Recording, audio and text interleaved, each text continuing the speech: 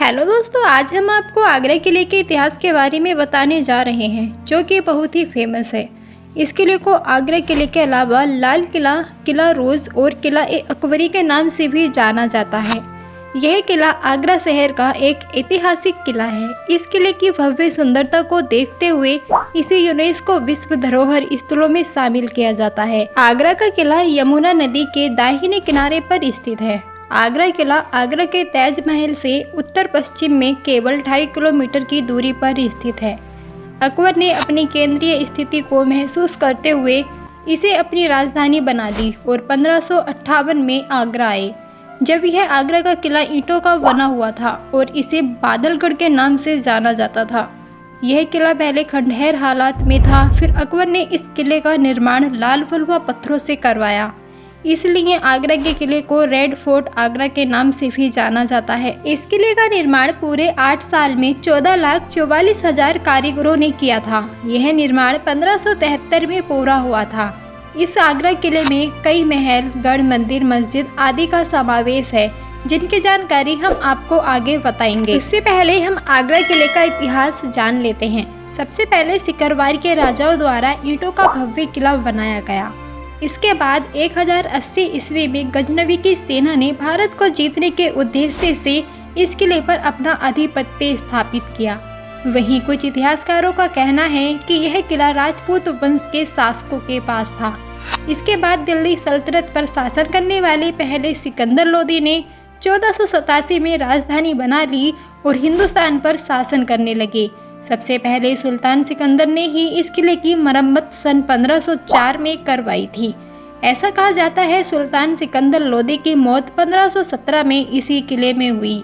इसके बाद उनके बेटे इब्राहिम लोदी ने यहाँ का शासन संभाला और लगभग 9 सालों तक चलने वाला पानीपत के प्रथम युद्ध में हारने से पहले तो उन्होंने शासन किया और पानीपत के प्रथम युद्ध के बाद आगरा के किले पर मुगलों ने अपना आधिपत्य जमा लिया। इब्राहिम लोदी की मृत्यु के बाद बाबर ने इस किले पर शासन किया और साथ ही लोदी वंश के विशाल खजाना भी जब्त कर लिया, जिसमें एक प्रसिद्ध कोहिनूर हीरा भी था। फिर मुगल बाबर की मृत्यु के बाद उनके बेटे हुमायूं ने 1530 ईस्वी में हुमायूं का राज्य अभिषेक किया। उन्होंने कुछ सालों तक लगभग 1540 ईस्वी में उनका मुकाबला शेरशाह सूरी से हुआ। इसमें हुमायूं की हार हुई। इनकी हार के बाद शेरशाह ने इस किले पर अपना आधिपत्य स्थापित किया और उन्होंने 15 सालों तक शासन किया। फिर से 1555 ईस्वी में मुगल हुमायूं और शेरशाह सूरी के बीच युद्ध हुआ, जिसमें शेरशाह की हार हुई और हुमायूं आगरा के किले पर फिर से शासन करने लगे।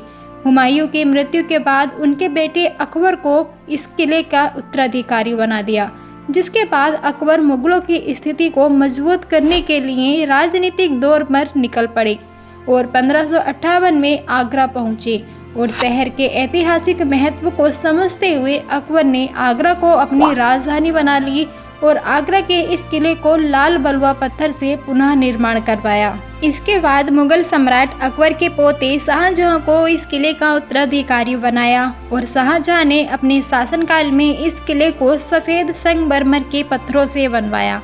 शाहजहां राजा के आखिरी दिनों में उनके पुत्र औरंगजेब ने सत्ता के लालच में आकर शाहजहां को शाह बुर्ज में कैद कर दिया, जहां से अपनी प्रिय बेगम मुमताज की कब्र और उसकी याद में बनाए गए प्रसिद्ध ताजमहल का दीदार किया करते थे। कुछ समय पश्चात आगरा के किले में ही सन 1666 में शाहजहां की मृत्यु हो गई।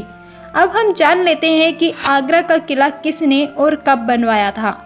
आगरा के किले का निर्माण अकबर ने 1565 से 1573 ईस्वी के बीच करवाया था।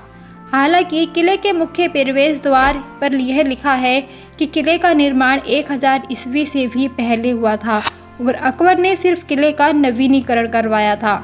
अकबर ने इस किले का नवीनीकरण लाल बलुआ पत्थर से करवाया। यह किला यमुना नदी के पश्चिमी तट पर स्थित है।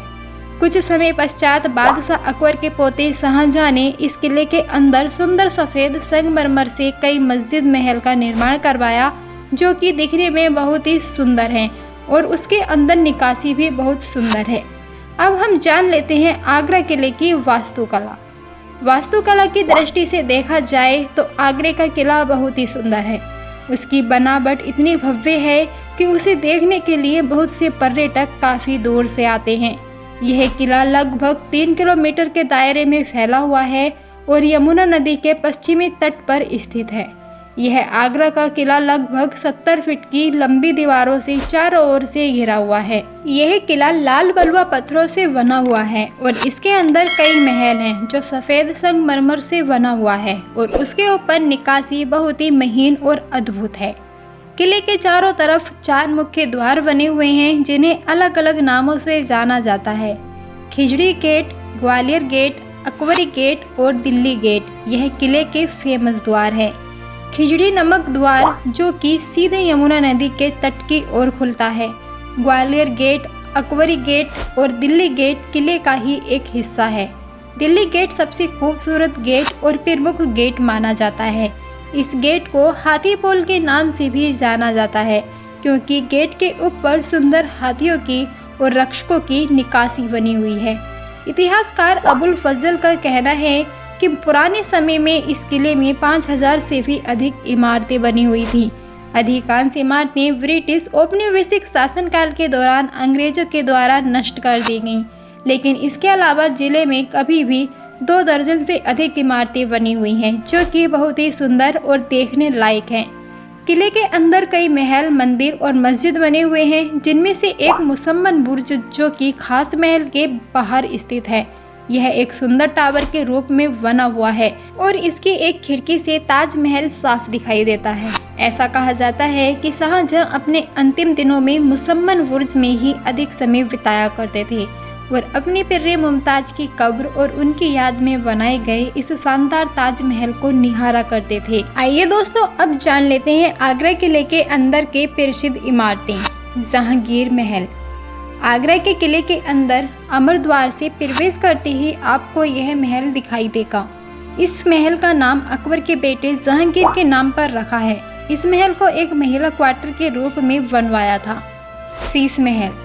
यह आगरा के किले के सुंदर महलों में से एक है। इस महल को कांच के छोटे छोटे टुकड़ों से सजाया गया है, इसीलिए इस महल को शीश महल कहा जाता है। खास महल।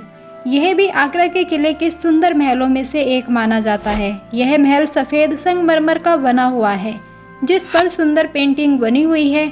ऐसा कहा जाता है कि यहाँ सम्राट आराम किया करते थे। मुसम्मन बुर्ज। यह एक अष्टकोणीय टावर के रूप में बना हुआ है। इसका निर्माण शाहजहां के द्वारा करवाया गया था। इसमें एक बालकनी है जिससे ताजमहल को आराम से देखा जा सकता है। दीवाने आम। आगरा के किले के अंदर एक बड़ा हॉल बना हुआ था। इस हॉल में एक मयूर का सुंदर सिंहासन बना हुआ था। इस हॉल में आम लोगों की सुनवाई होती थी। दीवाने खास। इस किले में सुंदर सफ़ेद संगमरमर से एक खुले हॉल के रूप में बनाया गया है। इस हॉल का प्रयोग उच्च पद अधिकारियों की मंत्रणा के लिए किया जाता था। अंगूरी बाग। इसे एक उद्यान के रूप में बनाया गया है जो कि 85 मीटर की दूरी तक फैला हुआ है। मोती मस्जिद। यह मस्जिद किले के सुंदर मस्जिदों में से एक है। इस मस्जिद की इमारत अब पर्यटकों के लिए बंद कर दी गई है। मीना मस्जिद। इस मस्जिद का निर्माण शाहजहां के द्वारा करवाया गया था जो कि शाहजहां का निजी मंदिर था। यह मोती मस्जिद के पास ही बना हुआ था। अब जान लेते हैं आगरा किले में घूमने का सही समय। अगर आप आगरा का किला देखना चाहते हैं तो आपको बता दें कि वैसे तो आप कभी भी आ जा सकते हैं। अक्टूबर से मार्च के महीनों के बीच में जाएं क्योंकि इस समय वहाँ का मौसम ठंडा रहता है और सुखदायी होता है। और मैं आपको बता दूं कि आगरा का किला सुबह 6 बजे से लेकर शाम को 6 बजे तक खुला रहता है। आप आराम से घूम सकते हैं। और इसके प्रवेश शुल्क की बात करें तो यह भारतीयों के लिए 50 रुपये है और विदेशियों के लिए 650 रुपये है। और आपको यह जानना भी जरूरी है कि आगरा का किला शुक्रवार को बंद रहता है। इस दिन के अलावा आप कभी भी जा सकते हैं, आपको आगरा का किला खुला ही मिलेगा। तो दोस्तों आज के इस वीडियो में हमने आपको आगरा किले का इतिहास बताया है। तो दोस्तों आपको ये वीडियो और जानकारी कैसी लगी है हमें कमेंट के माध्यम से ज़रूर बताइएगा। और साथ ही वीडियो पसंद आया है तो वीडियो को एक लाइक करके चैनल को सब्सक्राइब कर लें और बेल आइकन बटन दबा दें ताकि आने वाली वीडियो सबसे पहले आप तक पहुंच जाए। तो दोस्तों मिलते हैं किसी अगले वीडियो में, तब तक के लिए दीजिए इजाज़त और अपना ख्याल रखिए, बने रहिए हमारे साथ। धन्यवाद, नमस्कार।